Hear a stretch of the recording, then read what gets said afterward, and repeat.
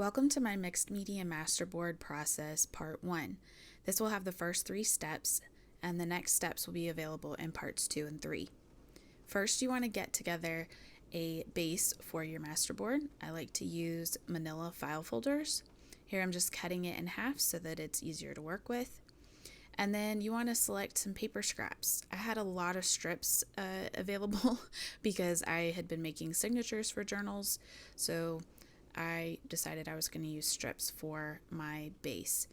Here I'm just using a glue stick to glue these strips of paper to my file folder, and I'm going to cover the file folder in basically a paper collage. You can use glue stick for this. You can use other glues like Mod Podge or even Collage Medium. I found that glue stick works just fine for this. It doesn't really matter how you place the paper on the file folder. It's going to be somewhat covered later, so it's just to give some additional texture to the background. I like to use a variety of different kinds of paper. You see I'm using sheet music strips, dictionary strips, even scrapbook paper, ledger paper, atlas pages, book pages, all sorts of stuff. Next, I'm going to use shorter strips to cover up the last small bits of the folder that are showing. Like I said, I want to cover that folder completely.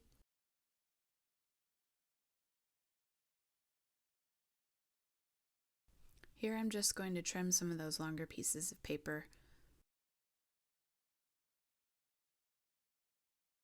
The second major step in this process is to add gesso. We're going to add a thin layer of gesso over the paper collage using a paintbrush. This helps seal in the papers and give it a little bit of tooth for the liquid mediums that we're going to be adding later in the process. You want this to be a thin but somewhat consistent layer. Let that dry before moving to the next step. The final step for this video is going to be stenciling. I'm using oxide ink here, which is water reactive, but if you want to use something permanent, feel free. I'm just going to stencil this around the board in somewhat random places, and I like to do this with a neutral color, but you can do it with whatever color you want.